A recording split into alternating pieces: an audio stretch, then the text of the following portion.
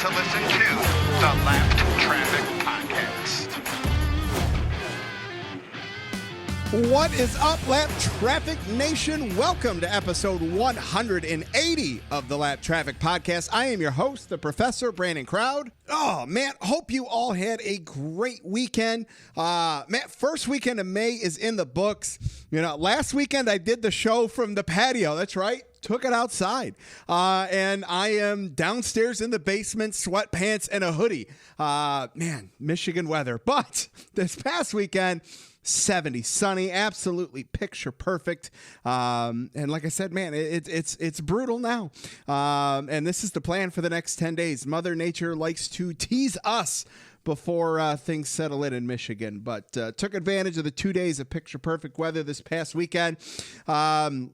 I got to tell you, up here, the stay-at-home is, in fact, until May 15th. But they've started to slowly open some things up, like the lawn and garden sections at the big box stores are now open. So the wife and I put on our stylish masks, and we embarked on a journey of standing in line 6 feet apart to get into the store, walked around to get some things to do around the house. I got to tell you, unique experience going out there with these new norms that we got to deal with now, and that probably going to have to deal with for some time in the future. That is for sure.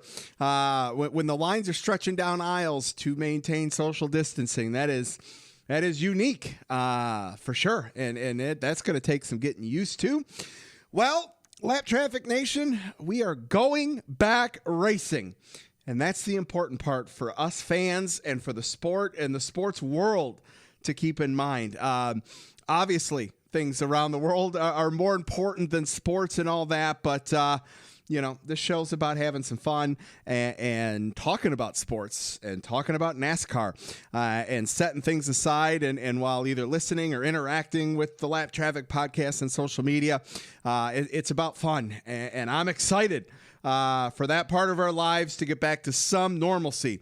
You know, while fans aren't going to be in attendance anytime soon, at least we can come together virtually and enjoy some NASCAR racing. Side note, speaking of normalcy, I am so excited to crank the show back up to normal with all its normal segments and all that, and a bit more on that here in just a minute. We went racing at the virtual Monster Mile this weekend. I am excited to talk about that. Hope you guys enjoyed last week's show with Scott Page from jayski.com. Always great to talk to Scott. Everybody loves Jayski. So if you haven't tuned into episode 179 yet, make sure you go check out Scott's appearance on the show. Let's see here. Tonight, I am really excited. A first-timer on the Lap Traffic Podcast. Noah Gragson is going to be on, which I am very excited to talk with him. Aaron Studwell's going to be on a little bit later. Got some Lucky Dog Lap Down picks, all that good stuff. And there's more. Let's see. Later on, some new news as it pertains to social media. Something new that is going to be debuting tonight, which I'm pretty excited about. We'll see what kind of fool I can make of myself with this, so you'll have to stay tuned. There's a little teaser for you. Thursday, bonus show. A Venturini Motorsports special.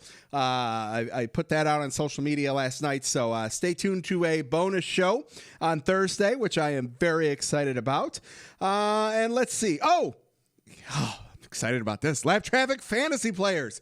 You should have gotten an email from me about firing the league back up. I am very excited about that. Made some changes. Some picks have already started rolling in, which is awesome. So make sure you are following for or checking your emails, as I'll get a few more reminders and updates out before we get things rolling. And I'll touch on the few key pieces about that towards the end of the show. All right.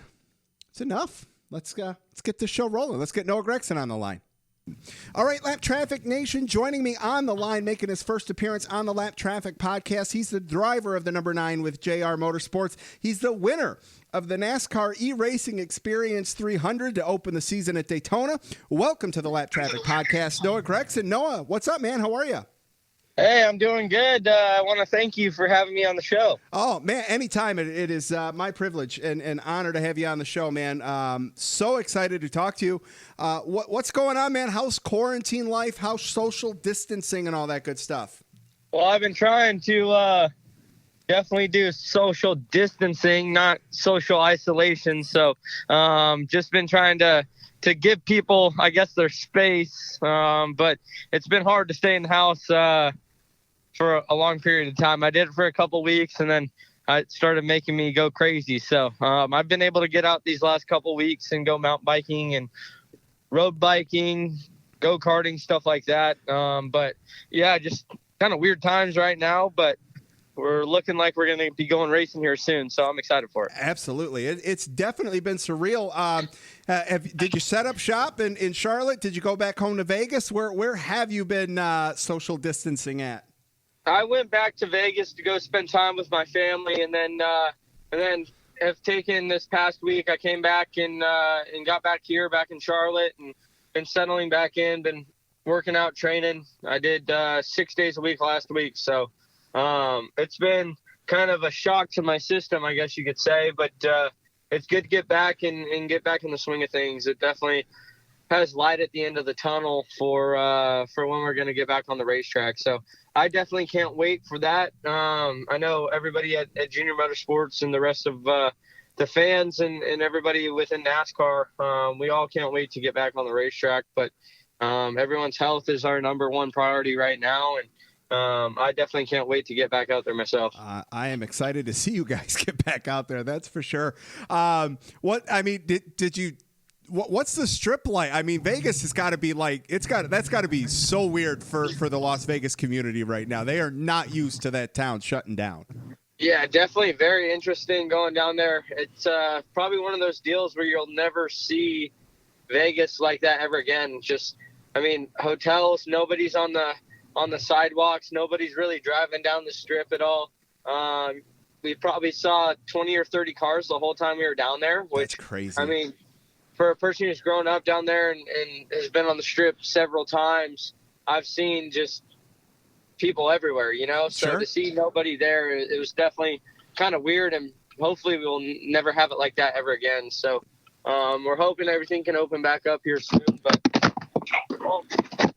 sorry, I dropped my phone. No worries, it's all good. My bad. Yeah, hopefully, though, everything can open back up here soon. That's awesome. It's crazy to think you won the Daytona opener in the Xfinity Series. It's only 4 races ago, but here we are mid-May.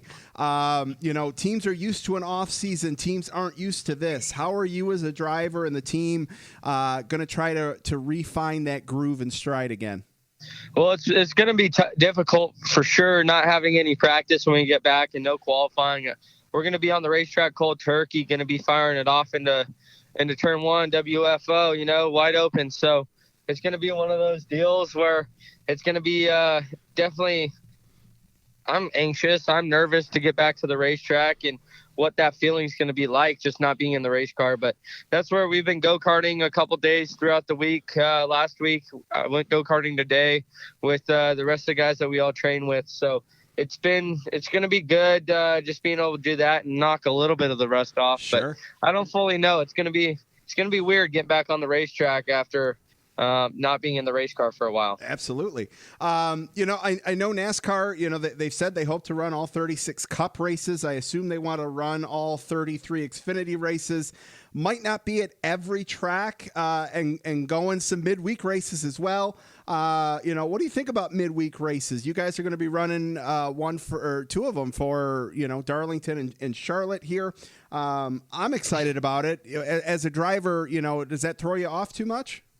No, I certainly think it's going to be awesome. I've been able to compete in the Truck Series for 2 years, back in 2017 and 2018, and we ran at Eldora on a Wednesday both times. Yep. Yeah, so that was kind of weird. That was cool though, but it definitely kind of throws your weeks off and your weekends. So right now I'm just been trying to lay low, just spend time at home, trying to regroup, get plenty of hours of sleep, because it's one of those deals where once we get back in the swing of things, it's going to be boom, boom, boom. They said 7 races in 11 days for NASCAR. Yeah. So if you're a NASCAR fan, you're super pretty right now, Yeah. So Yeah. so that's good. Yeah, no, it's definitely going to be a grind for you as a driver, the teams, the crew, the guys at the shop. I mean, it is going to be pedal to the metal, which is that could play into some strategy and stuff like that too, I would think, down the road. Yeah, definitely. It's going to be one of those deals where you're definitely going to need to be in shape for all these races coming up, because they're definitely going to be difficult. That's for sure, with the heat of things. Normally we're able to get into the race car and kind of fire off the season and start getting acclimated to the heat as it starts. Temperatures start going up throughout the summer dates and the season goes on. But now we're just getting thrown back in the swing of things with really hot temperatures, and we're going to be doing that first race of the year. We don't get a couple races to start getting acclimated to the car and the length of the races. So I think that's, for myself, going to be the biggest challenge. Cool. Yeah, no, I'm with you there. Let's change gears for a minute here. Let's talk a little iRacing. From a driver's perspective, you've taken part in some of the Saturday Thunders and all that kind of stuff. How does that help? How do you think that's helped the NASCAR community to be able to at least tune in and watch something on Saturday? How is the whole iRacing thing, gone for you? Well, it hasn't gone too good, but it's certainly been quite exciting. That's for sure. We put on a great show for the fans, in my opinion. So with that being said, I had a lot of fun running it. I'm going to run again here this next year, or next weekend, I should say. And so I can't wait for it, man. It's a lot of fun just to feel, I guess, a little bit of that racing sensation again. It's one of those deals where not being in the race car, you start getting super hungry to get back into it. So that's kept us race car drivers at least a little bit sane during these crazy times, I guess you could say. So Sure. I've been having a lot of fun with it. On paper, the results not so good, but you had a little flip this past weekend. I know. I got spun a couple times this past weekend, and the week before at Talladega, I wrecked and got turned, and yeah, not good. And the weekend before that, I got wrecked 2 times too. So get it out of the way now. That's all right. Thank God we got a reset button, right? Hopefully we can get it out of the way. Yeah, like you said, right now, and be able to get back on the real racetrack and not have to use that. Absolutely. Absolutely. Noah, talk a little bit about the number 9 car. That has been a staple at Junior Motorsports for a long time. Chase Elliott, William Byron, Tyler Reddick, all have had success, wins, championships in that 9 car. Talk about what that meant for you to take that seat over. Well, it's certainly been a privilege to be able to race for Junior Motorsports and Chevrolet, and then number 9 car. It's one of those deals where, I've been able to drive some pretty big numbers with the 18 truck over at Kyle Busch Motorsports, and now the number 9 car. So definitely some big shoes to fill hopping in that car. But I know I got a great team behind me at Junior Motorsports. The Bass Pro Shops, True Timber, Black Rifle Coffee. Paint scheme looks incredible on it, and I think it's the best looking car out on the racetrack. And so just seeing that Bass Pro Shops orange on it, it's definitely a surreal moment, being able to partner up with Bass Pro Shops and True Timber and Black Rifle Coffee. They're world-class companies, and it's great to be able to carry those colors. That's awesome. Starting things off at Darlington to fire the season back up, and then to Charlotte. You've got some success there, a few top tens at those tracks. What makes Darlington and Charlotte kind of play into your wheelhouses a little bit? Well, I liked Charlotte last year. I was able to. Everybody started running the fence, and they started pounding the fence too, and I knew if I could just make it to the end of the race, we were going to set ourselves up for a top 5 finish, and we were able to come home 4th, so that was good. And then Darlington, we were able to test there, so I'm really confident about that track. We didn't really show too much on the results during the race. I think we finished 8th or 7th or something like that, but we were able to have a lot of speed in practice. So I know my team, they bring a great race car to the racetrack in practice, and now that we don't have practice, I'm not going to give them the opportunity to lead them down the wrong direction balance-wise. We tend to unload really good, and then I kind of think I know the direction we need to go in, and I screw it all up. So thank God we don't have practice, because I won't get an opportunity to mess it up, you know? Oh, that's funny. Noah, talk about the fact that there aren't going to be fans there. You know, when we think about some of the stick and ball sports, Seattle Seahawks, for example, comes to mind. That 12th man defense thing kind of comes into play. As a driver with the car and on the track, it's probably kind of hard to hear the fans on lap, 75, for example, and you really don't hear them till you get out of the car. How much will that play a part not having fans at the track? Well, it's going to be weird. I know that, and I've been thinking about it. What's going to happen when you win one of these races? Do you do a burnout? Do you not do a burnout? I don't know. I like to pump the crowd up. Sure. If I win the race. So that's a good question to have to contemplate too. So it's definitely going to be interesting, but it's going to be weird just not having fans. I'm going to treat it kind of like a test.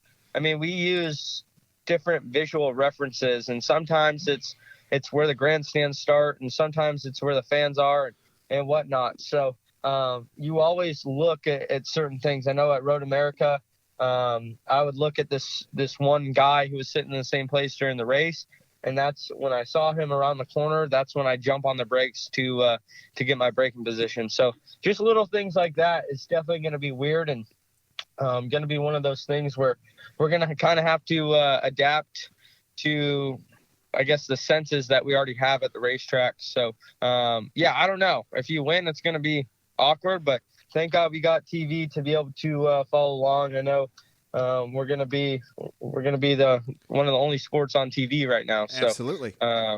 Just can't wait to see the fans back at the racetrack in real life, and I hope they tune in and have a good time in the meantime. Absolutely. Noah, where can everybody follow you at on social media? All my social media is just at Noah Gragson, Gragson with an A. And, Noah Gragson. I'm on Instagram, Snapchat, Twitter, all that kind of stuff. So I try and be pretty active on those social media handles and have a lot of fun with it. So, I'm just me on there. I like to post a lot and just have a good time. That's awesome. Lap Traffic Nation, huge thanks to Noah Gragson for calling into the show tonight. Noah, this was a blast. Stay safe, stay healthy. And, man, I really hope I get to see you set the track on fire sometime down the road here in the future. I got that one. That was good. I appreciate it, brother. Thanks for having me on, and can't wait to talk to you here again soon. Appreciate you. Thanks, man.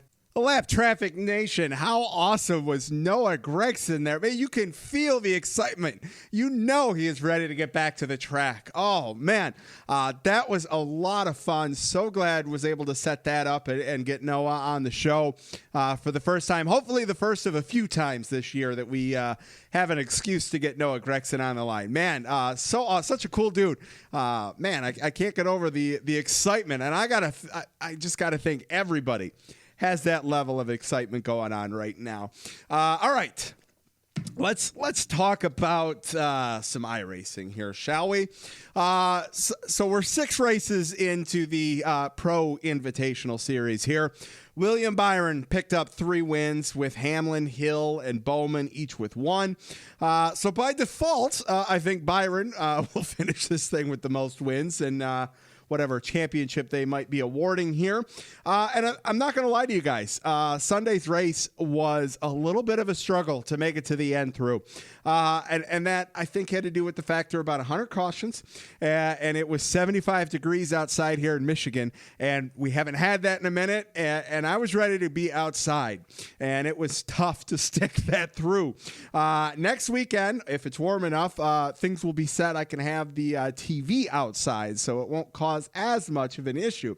But and I don't want to take anything away from iRacing, the drivers, sacrificing their time, Fox, all the like. I've said it for the last 6 weeks now, how awesome this is. And I have not changed my perspective on that. But I think now that we know there's a light at the end of the tunnel here, and granted it's going to be without fans, knowing that we're going to have the real thing in about 10, 12 days, I think that's got us all on edge and a little anxious to tune into Darlington here and actually watch some real cars go around the track. That say, I'm excited about the finale to the Pro Invitational Series this Saturday. Yes, Saturday at North Wilkesboro. The last real race was ran there back in 96. I myself really didn't start to become a fan of the sport until 2000, 2001. So outside of seeing some highlights and stories that have surrounded North Wilkesboro, I'm excited to watch this one. It's new for iRacing, and based on what the broadcast said, it's not available yet out there on iRacing. I'm sure the drivers are going to have the availability to practice on it. So I think that's the perfect way to end this league and series. I hope like hell Dale Jr. or Jeff Gordon win this thing. Jr. because he's the reason it's going to be available on iRacing and bringing that track, back to the forefront a little bit. Chances are we're really not going to see Junior win a real race. So to see him get one here on national TV on iRacing at a track he's responsible for bringing back, I think that would be absolutely fantastic. If not Junior, Gordon, it sounded kind of on the spot that he said, I'm going to go run this thing. So if he ends up running it just because he's the last winner there from 96, I love a good story, and I think that's a damn good storyline right there. So I really would love to see one of those two win that. It's like I said, it's great storyline material. All right, Lap Traffic Nation, we are going to get 7 races in 11 days. We are going to get our fill of racing here in about 10 to 12 days when this thing kicks off. Everyone needs to get outside and start doing some sort of rain dance or whatever to keep the weather away. NASCAR does not need Mother Nature impacting things and messing it up even more, which we'll talk with Aaron about that here in just a little bit as NASCAR returns next week and we lead up to the restart of the 2020 season. All right. Let's keep pressing on. Let's do a little social media. Everybody, make sure you check out the website, thelaptrafficpodcast.com. Like on Facebook, The Lap Traffic Podcast. Follow on Twitter at Lap Traffic PC. Instagram, The Lap Traffic Podcast. And Lap Traffic Nation, are you ready? Drum roll, please. The Lap Traffic Podcast is now on TikTok. Yes, TikTok. I'm over 30 and I have created a TikTok account. The first TikTok post is going to go up here tonight. And honestly, it's just to look for a new avenue to try to get the show out there to a new audience. I really wasn't feeling a positive response with Instagram. I've been giving it a shot. It's there. I'll continue to post on it. But it's time to try something new. And it seems like if you're over 30, this quarantine has been the excuse to get on TikTok. So I have been messing around with that here over the last week or so. And I'm excited to, even if it doesn't do anything, it's something new. So go follow on TikTok, Lap Traffic PC, same as Twitter, and see what kind of interaction we can get on there and promotion for the show and all that good stuff. As always, you can listen to the show on iTunes, Podbean, Stitcher, Google Play, Acast, all that good stuff. Subscribe, download, leave a comment, leave an iTunes review, all that good stuff. The giveaways, of course, the giveaways are still there.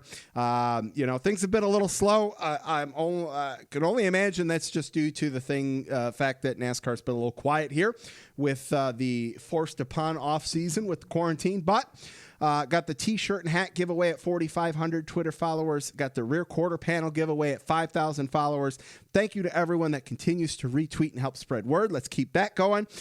Some new follower shout-outs on Twitter. Mandy Rose at Shortcake11148, NASCAR fan from Iowa. Welcome to the show, Mandy.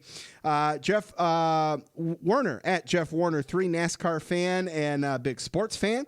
Matthew Kendrick at CH9SE fan from Ontario, Canada. Chase Elliott fan there, I presume. And Denise at DFAL1182, a Michigan Tech grad from the great state of Michigan. Always love to have fellow Michiganders following the show, so thank you very much. Stickers and koozies, got a couple requests over the weekend, so those envelopes are stuffed and ready to go as soon as the quarantine is lifted. If you want a free sticker and koozie, all you got to do is go to the website, thelaptrafficpodcast.com, fill out the contact page, and I will get that over to you. All right, Lap Traffic Nation, it is time to get Mr. Aaron Studwell on the line.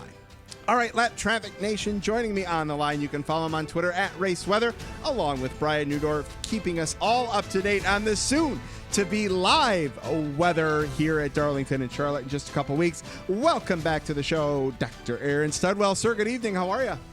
Good evening. I'm doing well. And yourself? I am good. It's Tuesday night. It's show night. It's a bonus week, bonus episode coming up later this week.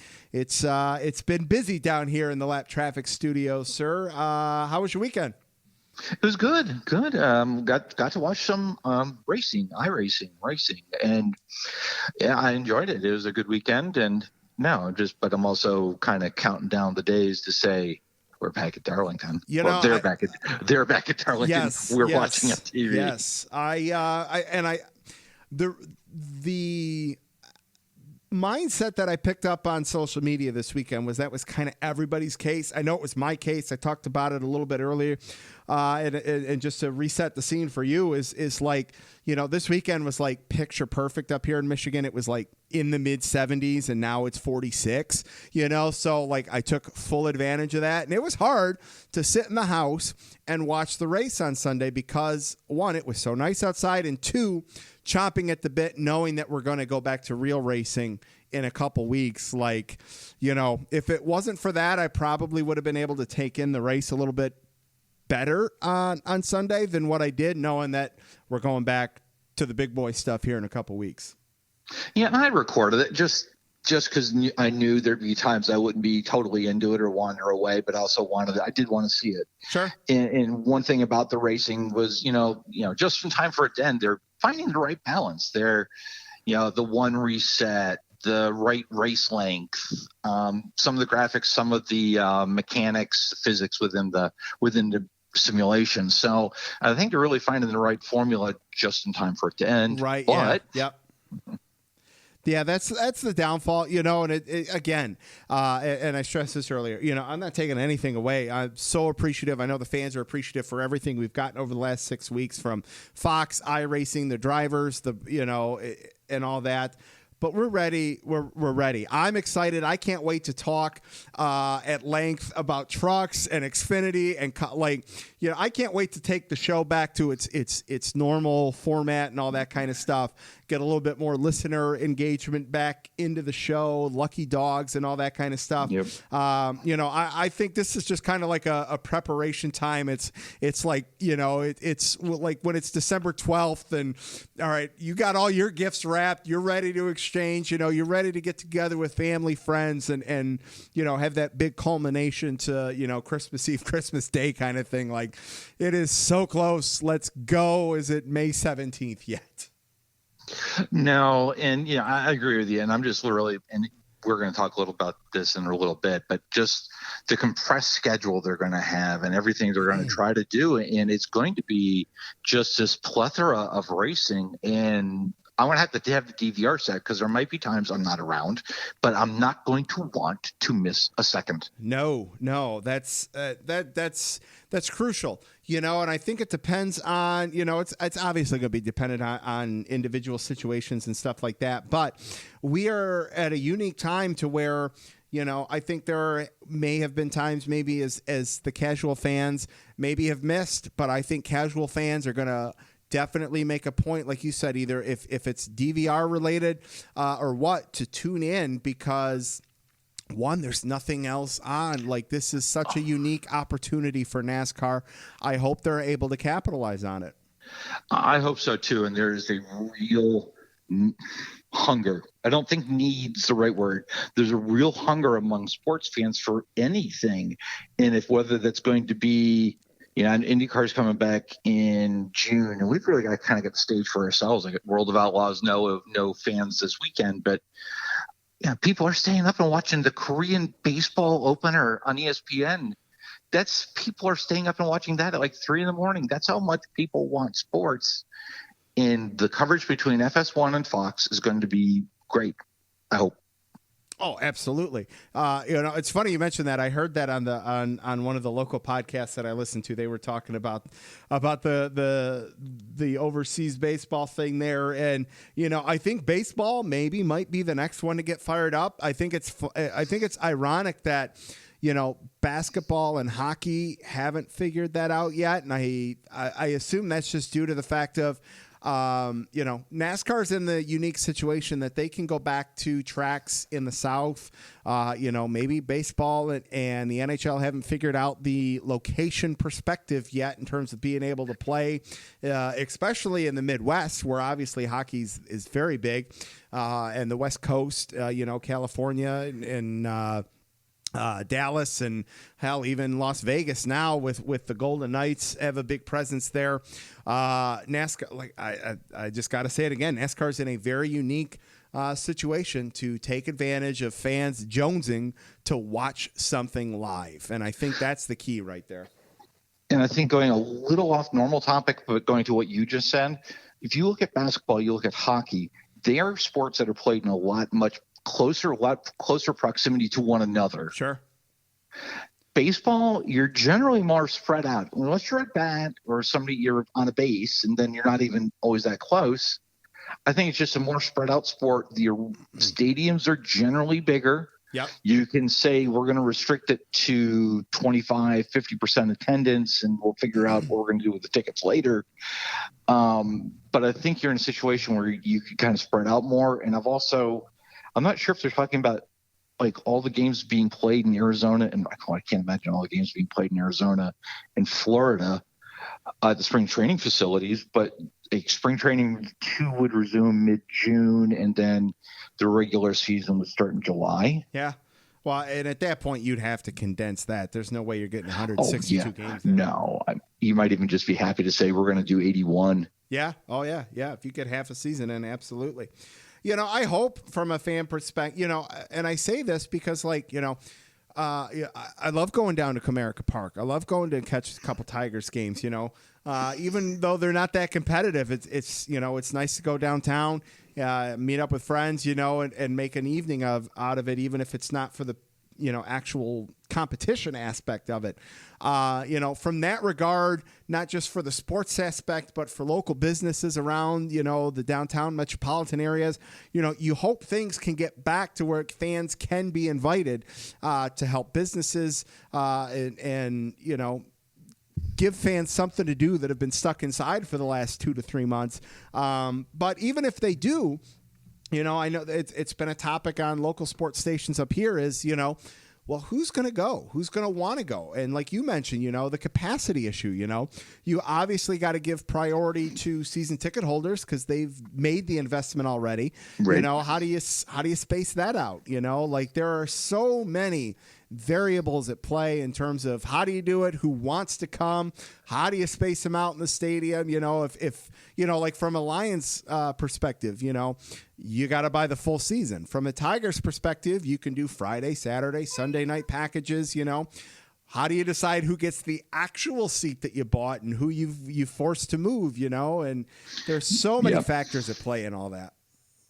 And, I hate to say they're sitting on their hands because I'm sure they're having a lot of these conversations too, but they're kind of being closed doors behind it because they don't know. Yeah. They don't know. Yep. And I've made this analogy, not on this show, but with other people to say, you look at the whole COVID situation, it's like, and this is something very topical. I haven't done it, but so many people doing jigsaw puzzles. We're trying to put together a jigsaw puzzle. We don't have the picture, and I'm not even convinced we have all the pieces. Yes, no, I'm with you. And this honestly, this is a good question, and I'm going to tweet this out later tonight, and I'll talk about it on the bonus show on Thursday. If given the opportunity to go, whether it be a race, a baseball game, a basketball game, a hockey game, would you go? And under what circumstances? Like would you go if you had to wear a face mask? Is that a deal breaker for you? Would you go to a sporting event? Well, whether it outdoor, indoor, there's a bunch of different caveats. I'll keep it general and just go, but with just the yes or no, basically, under what circumstances, I wonder it will attract people to come.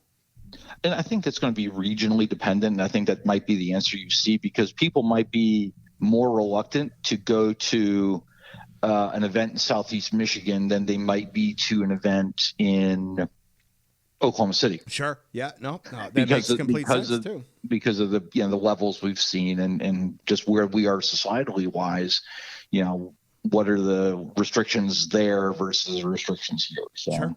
Absolutely. That's really good.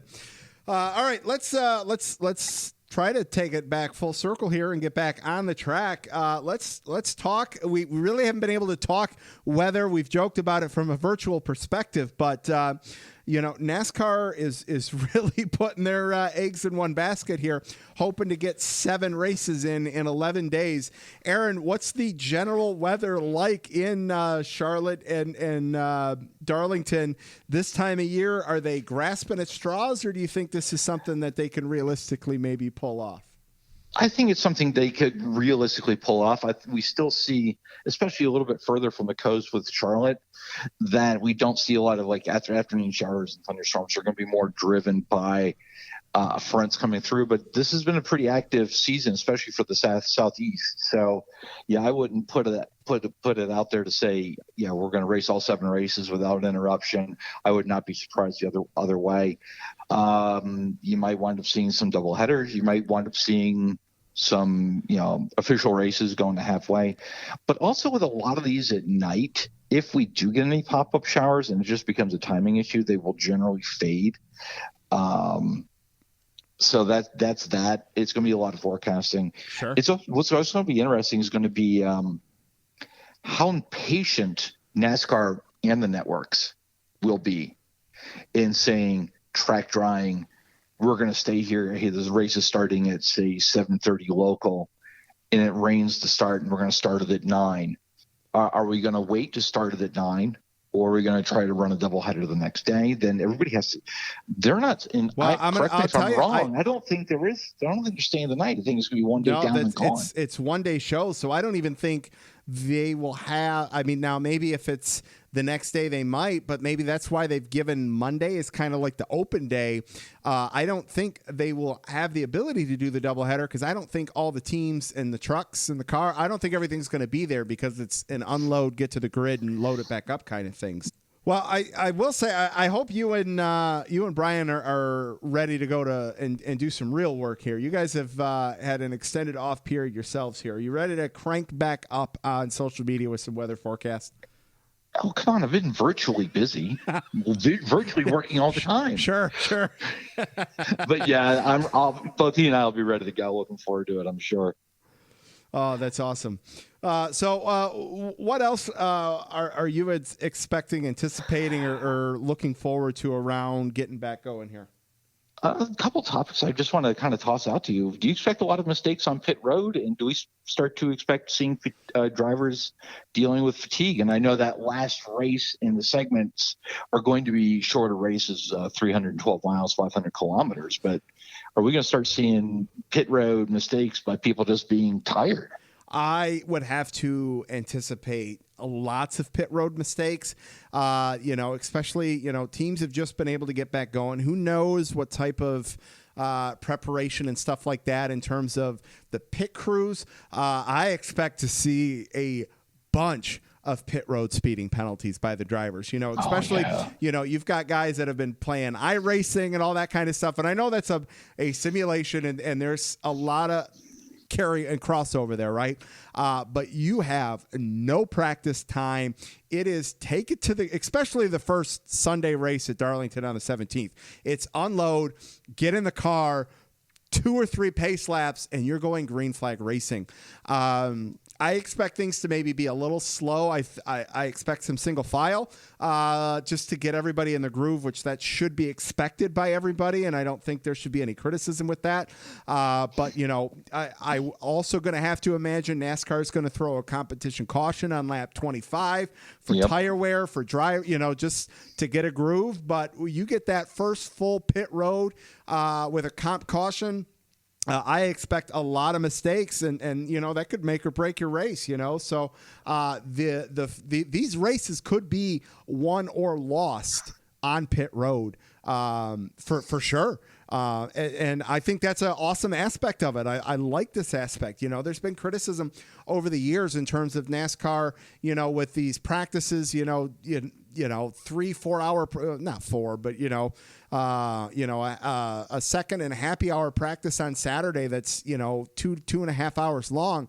These guys don't need that kind of time out there, especially with a repeat package at a track like Michigan, for example. You know what you got out there. You got a big-ass spoiler, and you got downforce, what do you need 3 hours worth of practice for? But now you got no practice, so it's going to be interesting. I really think that pit road is definitely going to come into play, and I'm excited about that, to be honest with you. Do we see this being not necessarily the model? Because I think you might want to do qualifying in one practice session. Do you see this kind of compressed schedule being the model going forward? Absolutely. I don't see how you can't. You're looking at, if we remove this whole pandemic thing and we just look at where we're at, a couple months ago, and we're looking to Pocono as our model for how are we going to compress and do a double in terms of 2 cup races, Xfinity Truck and ARCA in one weekend. Obviously, that was going to be a limit towards practice and all that kind of stuff. You have to look at that, and I hope, but I know NASCAR will take a look at that and see, could that maybe help fans down the road get to the track? Could that maybe be a factor in the positive to get people back to the track, knowing you got a compressed weekend? Maybe you can do a Friday, Saturday night feature. Maybe you can do a Saturday, Sunday feature, so that fans don't maybe have to take as much time off work or, anything Hotel that goes costs around getting to the track. If you can cut costs, maybe that can bring more people out, not maybe just for the Sunday Cup race or the Saturday night Cup race, but maybe that can bring more fans out for the event for the whole weekend. And what's the big factor? You see people saying it's too expensive to stay nearby. It's too expensive to get a hotel. You only needed to get it from one night. Now you're hoping hotels don't jack the rate up to $400 a night. Sure. 2 nights at $200. Yep. But well, and two, if you only got to go, if you only got to sleep in a tent one night, you're probably more likely to do that than you are if you got to do it 2 or 3 nights, right? So hey, one night tent camp, I'll struggle through that, sure, So yeah, but you also have the people who are going to be wanting to get to the track and wanting to have the experience. They'll go down as early as possible just because they miss the infield. They miss that camaraderie. And I guess, can you have that now? I mean, are we going to have at any point this season? And I guess we'll have to see what the fall looks like. But where we have anything on the infield, any kind of camping, well, hell, events, Michigan concerts, Michigan public campgrounds aren't even right now. Don't even have the green flag to open campgrounds until the middle of June here in Michigan. So, right, that's and that's the thing. It's definitely going to be some workarounds for the rest of the season for sure. Real quick, we'll end it with this virtual North Wilkesboro. I think that's cool as hell, man. We're going to get North Wilkesboro on the iRacing. Perfect way to end it out. I think that, like I said at length there, fans are ready to get back to see some real stuff, but to get a nostalgia track to close this thing out, that's pretty cool. It's perfect. It's a great way to wrap it up. I looked for an entry list. I couldn't find one. But I'm hoping some people back in. I hope Gordon's winds up back in the car. And I know they're talking about throwback paint schemes. And then the last person to win a race at North Wilkesboro was Gordon. So, and I'm hoping they show, they've been kind of showing lead-in races on the FS1 broadcast at least. So I hope they show that 96 race. That'd be phenomenal. Absolutely. Yeah. You lead into that with your broadcast on Saturday at 3:00 or 3:30, whatever time that starts. That'd be perfect.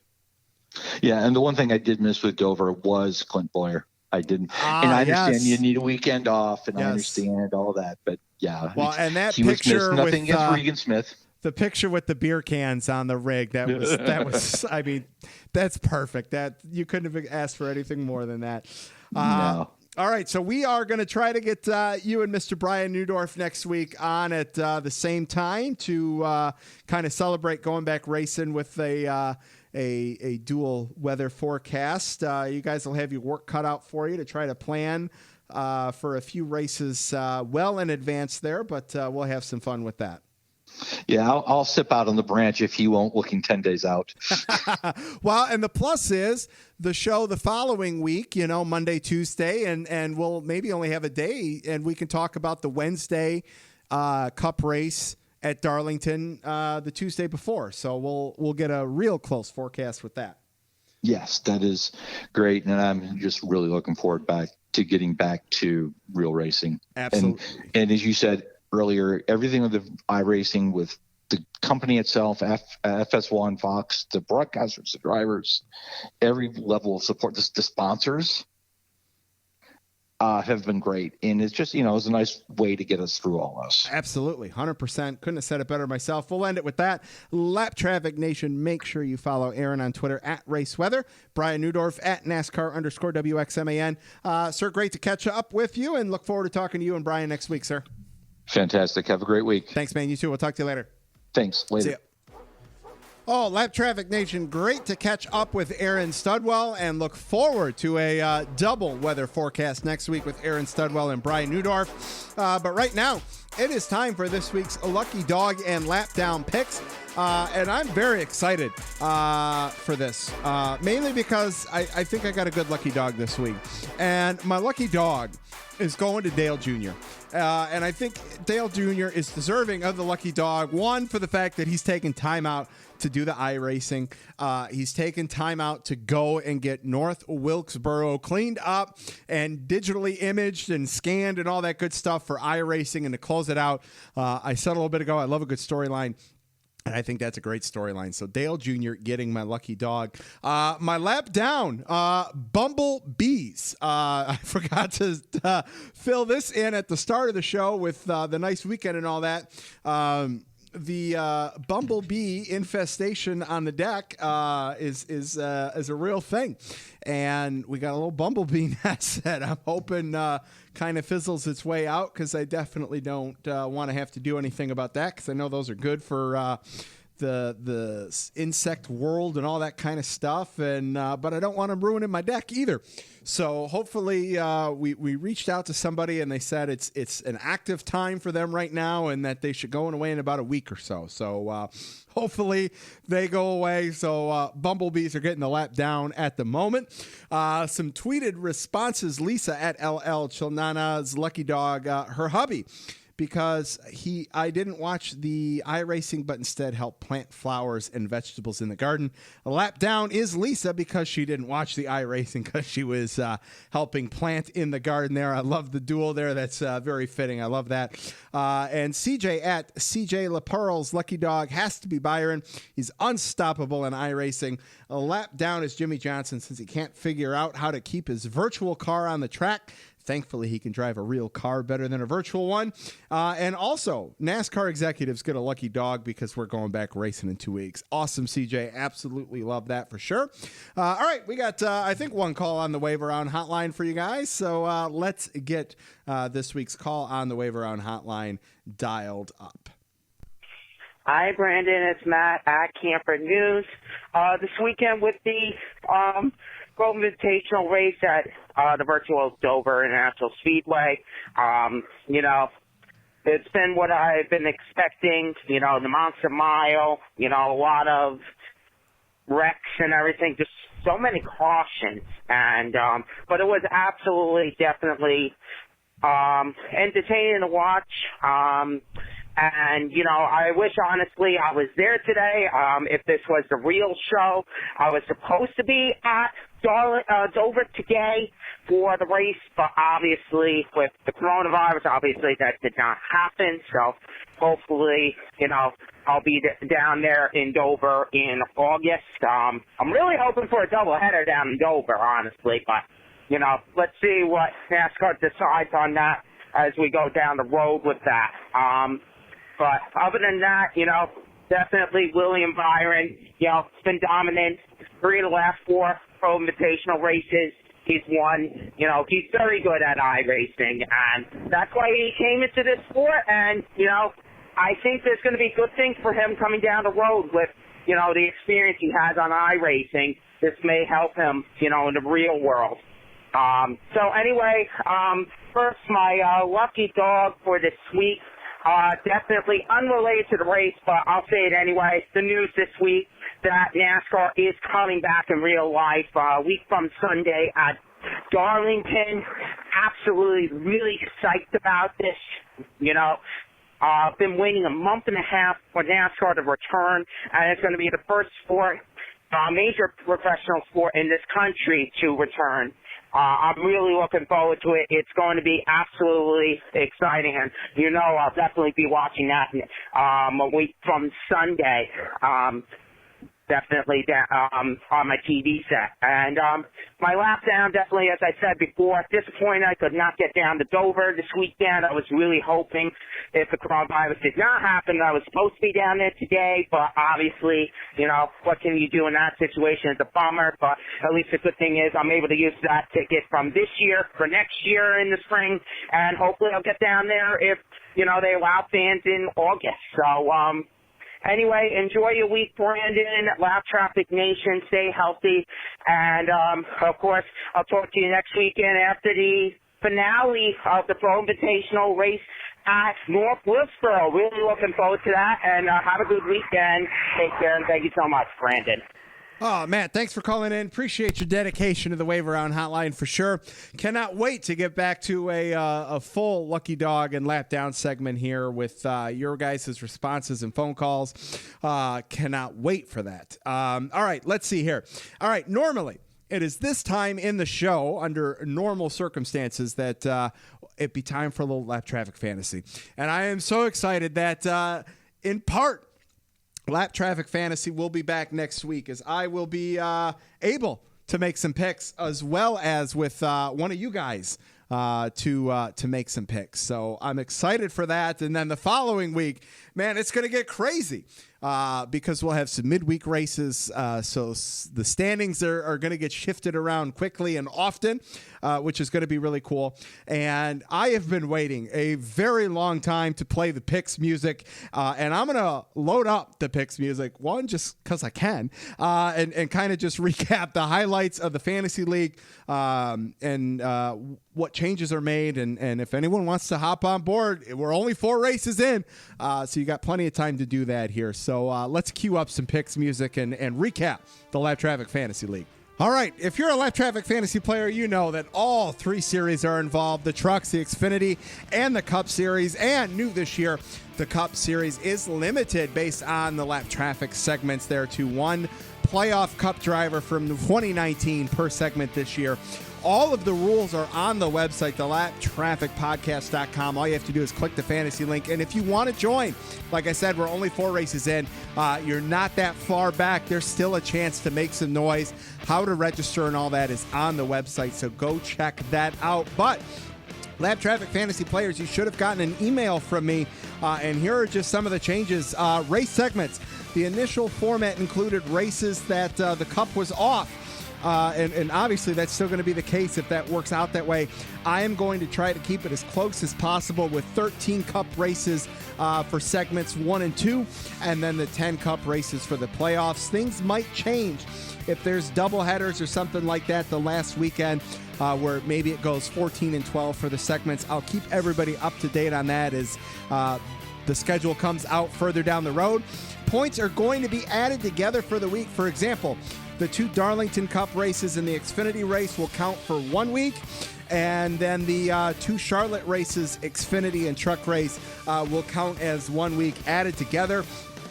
Your picks, though, you will still only be able to pick 1 Cup playoff driver for each of the Cup races, and those will all be due on Saturday before the race weekend starts.